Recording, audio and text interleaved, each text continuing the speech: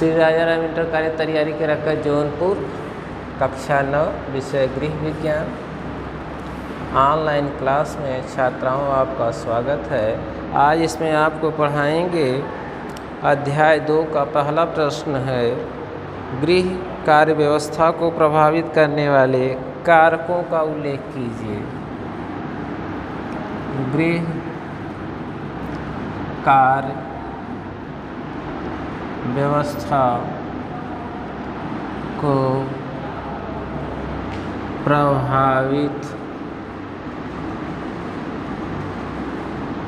करने वाले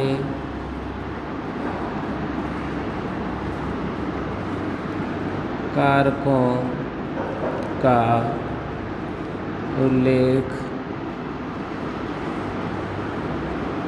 कीजिए। उत्तर होगा गृह की कार्य व्यवस्था को प्रभावित करने वाले निम्नलिखित कारक उत्तरदायी माने जाते हैं। नंबर 1, गृह की स्थिति।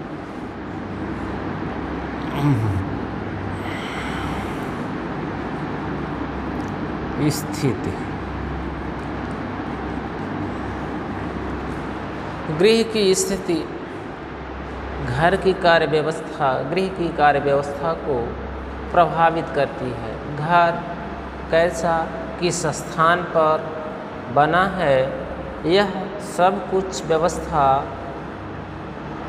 घर के रहन सहन का स्टेटस, घर बाजार के पास है या घर बैंक के पास है, घर डाकखाने के पास है, घर शहर में है या घर गांव में है, इसके रहन सहन का स्तर घर की कार्य व्यवस्था को प्रभावित करता है। घर किस प्रकार किस स्थान पर किस सिचुएशन में बना हुआ है, यह सब कुछ व्यवस्था इस पर निर्धारित करती है। यदि बाजार के पास घर बना होता है तो उसके हिसाब से आपका रहन सहन का स्तर प्रभावित करता है। घर गांव में बना है, देहात का है, तो ऐसी स्थिति में ग्रामीणांचल में है तो ग्राम के रहन सहन के हिसाब से आपके घर के रहन सहन की व्यवस्था प्रभावित होती है।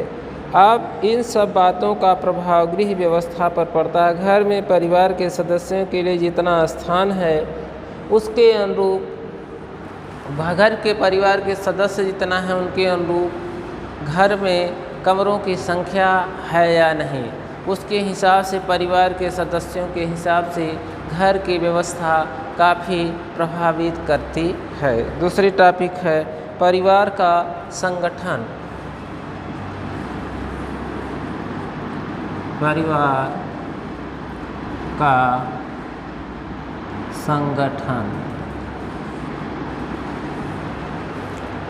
परिवार का संगठन परिवार संयुक्त परिवार या एकांकी परिवार के रूप में है, इसका रहन सहन के स्तर पर काफ़ी प्रभाव पड़ता है। घर की व्यवस्था इस बात को ध्यान में रख कर की जाती है कि छोटे परिवार में जहाँ कुछ और काम कम रहता है, वहीं दूसरी ओर गृह कार्य व्यवस्था समस्त कार्य मुख्य रूप से अकेली गृहिणी पर करना होता है। ऐसी स्थिति में अब गृहिणी के विचार को ये देखना होता है कि उसका विचार घर में के अंदर कार्य करने का है या घर से बाहर कार्य करने का। जिस रूप में उसका मनोभाव हो उसके हिसाब से यदि आप कार्य करवाते हैं तो वह लगन और चेष्टा के साथ कार्य करती है।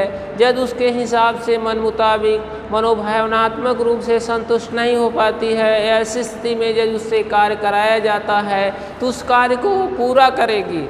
सिस्टमेटिक ढंग से उस कार्य को व्यवस्थित ढंग से करने की कोशिश नहीं करती, क्योंकि उसको उस कार्य के प्रति जो भाव होते हैं, जो लगन होती है, जो इच्छा होती है, उसके अंदर वो जागृत नहीं हो पाती है कि इस कार्य को हम रुचि से अच्छे ढंग से संपन्न करें। इसके लिए उसके भावनाओं को देखना होता है कि जिस रूप में उसका कार्य घर में अंदर करना है या घर से बाहर। जब घर से बाहर उसको कार्य करने में इच्छा उसकी जागृत होती है तो उसके घर के बाहर ही कार्य करवाना चाहिए। उसके बाद अगली टॉपिक है परिवार का सहयोग। परिवार का सहयोग।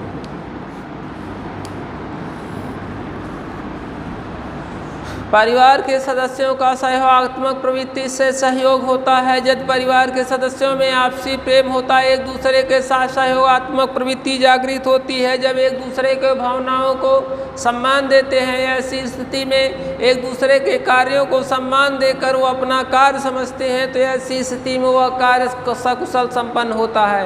यदि वह उस कार्य को अपना भार समझते हैं तो परिवार की गृह कार्य व्यवस्था को अत्यंत प्रभाव डालता है, क्योंकि परिवार के सदस्यों द्वारा इसका विरोध जब किया जाता है तो वह कार्य आसानी से संपन्न नहीं हो पाता है, क्योंकि परिवार के सदस्यों का आपसी सहयोग का होना गृह कार्य व्यवस्था पर प्रभाव डालता है। यदि गृह कार्य व्यवस्था प्रभावित ढंग से कार्य करवाना है तो ऐसी स्थिति में परिवार के सदस्यों का आपसी सहयोग होना परम आवश्यक है। यदि आपसी सहयोग नहीं है तो वह कार्य सकुशल संपन्न नहीं हो पाता है। अगली टॉपिक है आय व्यय का संतुलन। आय व्यय का संतुलन। आय और व्यय में संतुलन बरकरार रहता है तो ऐसी स्थिति में गृह कार्य व्यवस्था पर काफ़ी प्रभाव पड़ता है। यदि आय व्यय में संतुलन बरकरार नहीं होता है तो परिवार हमेशा ऋणवंत रहता है। ऐसी स्थिति में गृह कार्य व्यवस्था चलाना बड़ा कठिन कार्य हो जाता है। गृहिणी की कार्य दशा सोचनी हो जाती है। जब आय से अधिक व्यय हो जाता है तो गृह कार्य व्यवस्था पर उसका काफ़ी प्रभाव पड़ता है। ऐसी स्थिति में घर की जो व्यवस्था है वह बिगड़ जाती है।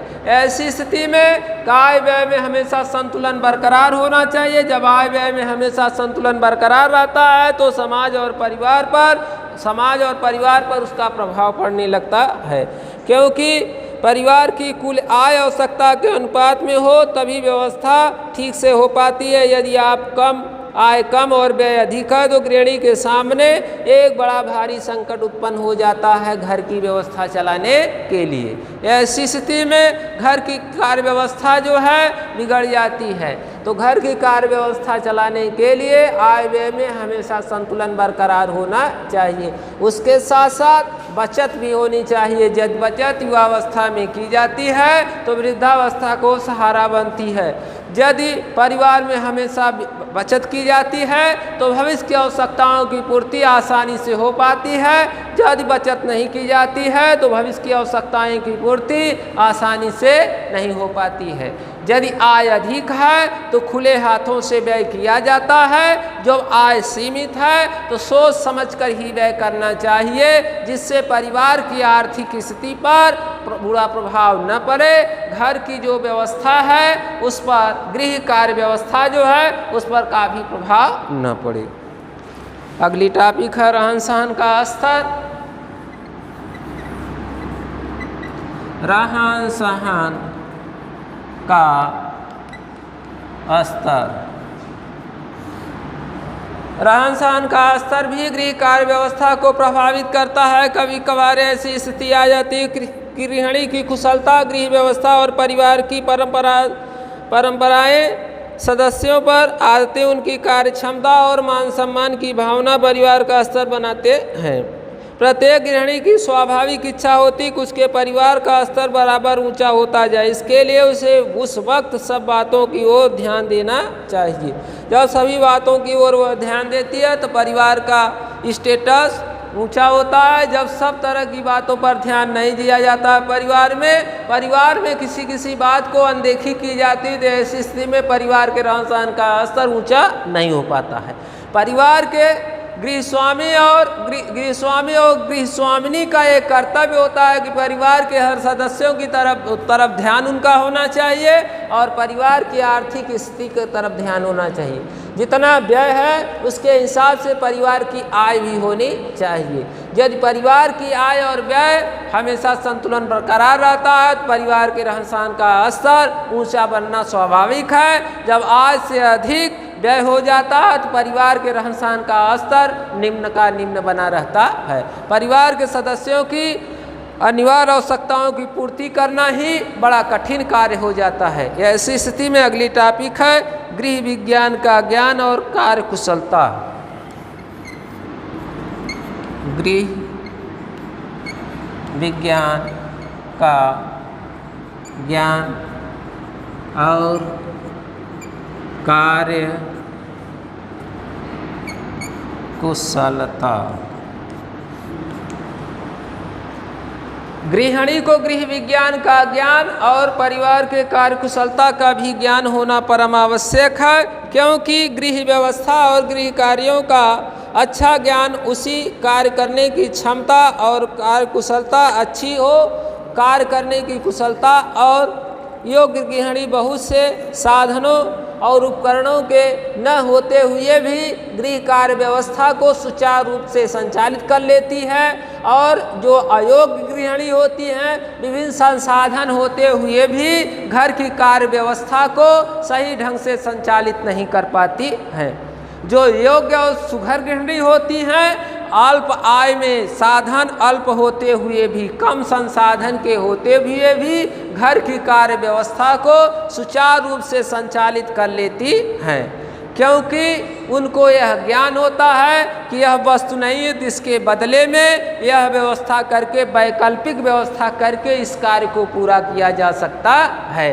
क्योंकि और जो जिसको ज्ञान नहीं होता है उसके पास सब साधन सुलभ होते हुए भी घर की कार्य व्यवस्था को सुचारू रूप से संचालित नहीं कर पाती हैं, क्योंकि ऐसा माना जाता है कि जो लोग विवेक और बुद्धिमान होते हैं वह लोग अपना कार्य विवेक के आधार पर कम संसाधन होते हुए भी आसानी से संपन्न कर लेते हैं।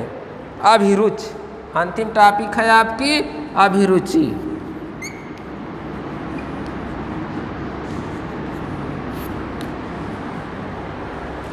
स्त्री अपनी अभिरुचि का भी उसकी गृह कार्य व्यवस्था प्रभाव डालती। उसकी रुचि कलात्मक या नहीं, वह गृह कार्यों को रुचि लेती है। बाहर के कार्यों में आजीविकोपार्जन के सहयोग से वह किस कार्य को करना चाहती है, गृह कार्य व्यवस्था इस पर का भी प्रभाव डालती है, क्योंकि उसकी इच्छा पर ध्यान दिया जाता है। यदि गृहिणी की कार्य करने की शक्ति, कार्य करने की शैली घर के अंदर है तो उसको घर के अंदर का कार्य करवाना चाहिए। यदि उसकी कार्य करने की शैली और कार्य करने की रुचि बाहर की है तो उसको घर के बाहर के कार्यों को सौंपना चाहिए, तब वह उस कार्य को बड़ी कुशलतापूर्वक संपादित कर सकती है। अन्यथा उस कार्य को कुशलतापूर्वक संचालित करने में उसकी रुचि और इच्छाएं नहीं होती हैं, इस कार्य को कुशलतापूर्वक संपादित नहीं कर सकती है।